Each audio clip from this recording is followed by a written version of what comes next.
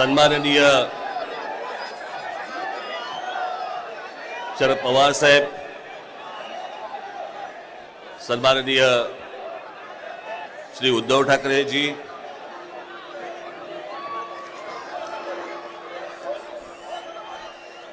श्री जयंतराव पाटील,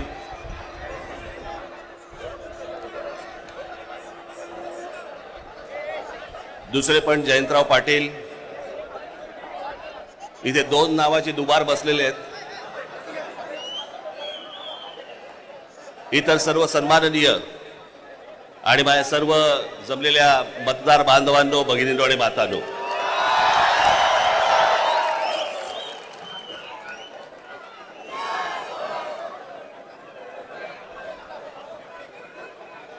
आजचा मोर्चा हा राग दाखवण्याचा, ताकद दाखवण्याचा मोर्चा आहे।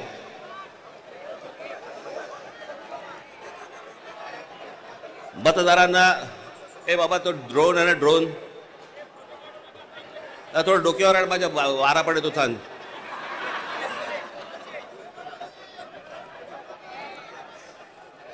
हा राग व्यक्त करण्याचा, ताकद दाखवण्याचा, दिल्लीपर्यंत समजण्याचा, समजावून सांगण्याचा हा मोर्चा आहे। या विषयामध्ये अनेक लोकांनी, माझ्या सकट सर्वांनीच या विषयावरती अनेकदा भाष्य केलेलं आहे, भाषणं दिलेली आहेत, बोललेलो आहेत। तोच विषय तुम्हाला नव्याने सांगण्यासारखं असं काहीच नाही। आज तुम्ही सगळेजण खूप बरेच लांबून सगळीकडनं आलेला आहात। सर्वप्रथम आपणा सर्वांचे मी आभार मानतो की आपण सर्वजण मोठ्या ताकदीने आज इथे मोर्चाला जमलात।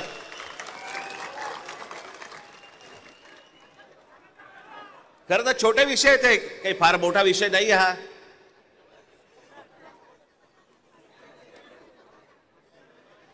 आम्ही बोलतो आहोत, उद्धव ठाकरे बोलतायत, शरद पवार साहेब बोलतायत की याच्यामध्ये दुबार मतदार आहेत, शेतकरी कामगार पक्ष बोलतोय, कम्युनिस्ट पार्टीचे लोक बोलतायत, काँग्रेसचे लोक बोलतायत, सगळेच जण बोलतायत। एवढंच नव्हे, भारतीय जनता पक्षाचे पण लोक बोलतायत की दुबार मतदार आहेत, शिंदेचे लोक बोलतायत दुबार मतदार आहेत, अजित पवारांचे लोक म्हणतायत दुबार मतदार आहेत। अरे मग अडवलंय कोणी? मग हा निवडणूक घेण्याची घाई का करतात? साधी गोष्ट आहे, मतदार याद्या साफ करा आणि मतदार याद्या साफ केल्यानंतर त्या पूर्ण पारदर्शक केल्यावरती मग जेव्हा निवडणुका होतील त्याच्यानंतर यश कोणाचं, अपयश कोणाचं, सगळ्या गोष्टी मान्य।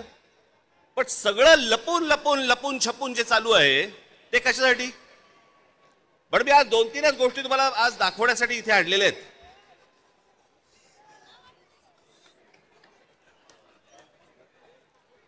खरं तर हे 4,500 मतदार आहेत, 4,500, 4,500 मतदार हे कल्याण ग्रामीण, डोंबिवली, मुरबाड आणि भिवंडी मधले मतदार आहेत। या इकडच्या मतदारांनी इथल्या मुंबईच्या मलबार हिल मतदारसंघामध्ये देखील मतदान केलेलं आहे। 4,500 मतदार हे या ठिकाणी राहणारे, यांनी मलबार हिल मतदारसंघामध्ये मतदान केलेलं आहे। त्यातल्या अगदी नावाला म्हणून मी तुमच्यासाठी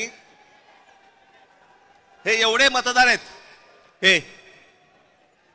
एवढ्या लोकांनी हे तिथे राहत आहेत, तिथेही मतदान केलं आणि मलबार हिल मध्ये देखील मतदान केलं।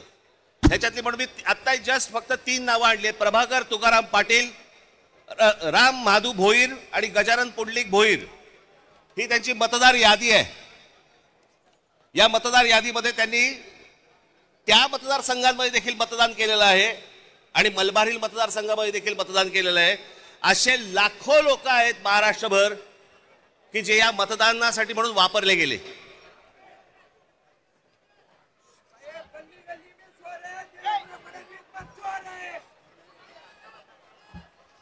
आता मी तुम्हाला अजून एक गोष्ट दाखवणार आहे की लोक म्हणतात की पुरावे कुठे आहेत, पुरावे कुठे आहेत. मुंबई हे लोकसभा मतदारसंघ म्हणजे मी तुम्हाला आता जुलै पर्यंतची यादी वाचून दाखवतोय. जुलै पर्यंतची. 1 जुलैला त्यांनी यादी बंद केली. 1 जुलैला जी यादी बंद केली त्याच्यामधले फक्त मी मतदार तुम्हाला वाचून दाखवतोय. याच्यामध्ये मुंबई नॉर्थ इकडे एका लोकसभा मतदारसंघामध्ये 17,29,456 मतदार आहेत. याच्यापैकी 62,370 हे दुबार आहेत. मुंबई नॉर्थ वेस्ट संपूर्ण मतदार 16,74,861 आणि दुबार मतदार 60,231. मुंबई नॉर्थ ईस्ट पूर्ण मतदार आहेत 15,90,710 आणि दुबार मतदार आहेत 92,983. Mumbai north central total vote मतदार आहेत 16,81,048 आणि दुबार मतदार आहेत 63,740. मुंबई साऊथ सेंट्रल संपूर्ण मतदार आहेत 14,37,776 आणि दुबार मतदार आहेत 50,565. मुंबई साऊथ मतदार आहेत हे आत्ताची यादी सांगतोय तुम्हाला जुलै पर्यंतची. 1 जुलै पर्यंतची 15,15,993 आणि दुबार मतदार आहेत 55,205.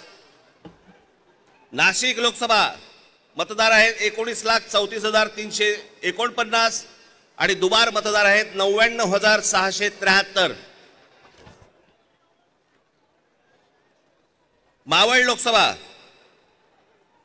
संपूर्ण मतदार आहेत 19,85,172 आणि दुबार मतदार आहेत 1,45,636 एवढे दुबार मतदार आहेत. पुणे लोकसभा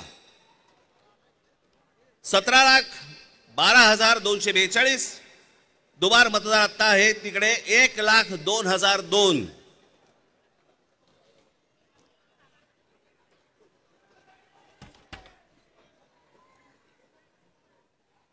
हे ठाणे लोकसभा. ठाणे लोकसभा इथे दुबार मतदार आहेत 2,09,981. लोक म्हणतील की बाबा हे आकडे तो बोलून दाखवलेत, पुरावा कुठे आहे? मी आज तुमच्यासाठी पुरावा देखील आणलाय ह्या सगळ्या दुबार मतदारांचा. काढते कापड.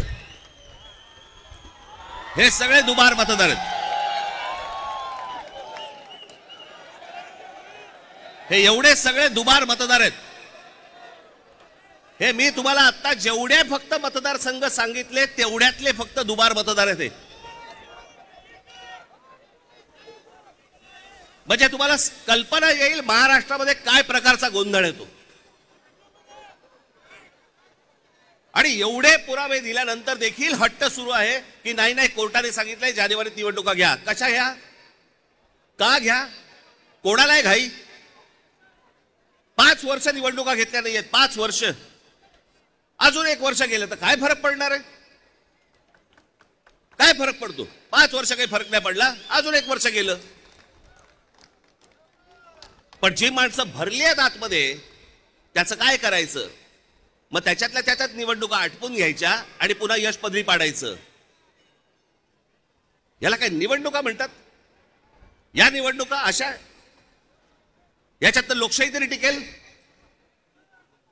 एका आमदाराचा भाऊ सांगतो की मी 20,000 मतं बाहेरून आतमध्ये आणली.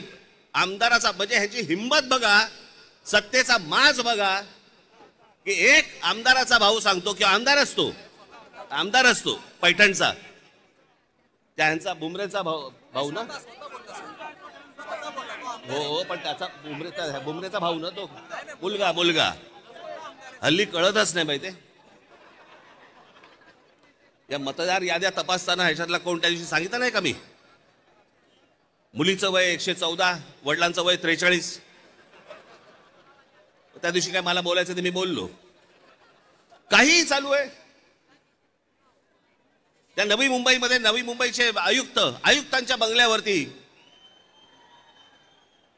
आयुक्तांच्या बंगल्यावरती मतदार नोंदवले गेलेत. कोणीतरी सुलभ शौचालयामध्ये नोंदवला गेला. कुठेही बसलेला दिसला की काही नोंदवायचा का? ही अत्यंत लाजिरवाणी गोष्ट मला असं वाटतं देशभर सुरू आहे, प्रत्येक ठिकाणी सुरू आहे, प्रत्येक मतदारापर्यंत समजलंय. परवा दिवशी तर मी त्या वोटिंग मशीन बद्दल बोललो. मी त्याचं डेमॉन्स्ट्रेशन दिलं. मी हे गेले 2017 पासून ओरडून सांगतोय की ह्याच्यामध्ये गडबड आहे, ह्याच्यामध्ये गोंधळ आहे. अशा प्रकारच्या साधी गोष्ट आहे. 232 आमदार निवडून आल्यानंतर जर महाराष्ट्रामध्ये मातम असेल, महाराष्ट्रामध्ये जर समजा सन्नाटा असेल, महाराष्ट्रामध्ये काहीच नसेल, सगळे जर मतदार हे गोंधळलेल्या अवस्थेमध्ये असतील आणि सगळ्यांना जर आश्चर्य पडलं असेल, निवडून आलेल्यांना चिमटे काढून बघत होते निवडून आलेले लोक की मी कसा आलो निवडून. पण निवडून आलेल्याची सोय अगोदरच झाली होती, त्याच्यामुळे त्याला माहिती नव्हतं की मी निवडून येणार. हे सगळे कारस्थानं, या सगळ्या गोष्टी ह्या सगळ्या निवडणूक आयोगाच्या मार्फत सगळ्या सुरू आहेत. कशा निवडणुका लढवायच्या मला जरा सांगा. नाही, जो मतदार उन्हातारामध्ये रांगेमध्ये उभा राहतो त्याच्या मतांचा अपमान नाही का?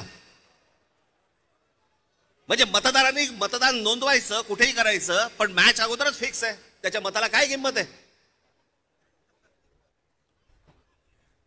आणि म्हणून मला आपल्याला सांगायचं आहे की आता जी काही कायदेशीर कारवाई प्रोसेसची सुरू आहे, मला असं वाटतं उद्धव ठाकरे आपल्याशी या संदर्भामध्ये बोलतीलच, सांगतीलच आपल्याला. ते सगळ्या गोष्टी सुरू असतील. पण एक गोष्ट आपल्याला सांगतो, जेव्हा कधी निवडणुका होतील, जाता आता फक्त आपल्याला एकच सांगेन, जेव्हा कधी निवडणुका होतील, एक तर पहिल्यांदा तुम्ही घराघरामध्ये जा, सर्वजण याद्यांवरती सगळ्यात जोरात काम करा. चेहरे कळले पाहिजेत, एकेका यादीवरचे सगळ्यांना चेहरे कळले पाहिजेत. ती माणसं तिकडे मतदार नोंदणीची म्हणजे आपल्या मतदाराच्या ठिकाणी बसले पाहिजेत. आणि त्यानंतर जर समजा तिकडे हे दुबार तिबार वाले जर आले, तिथेच फोडून काढायचे.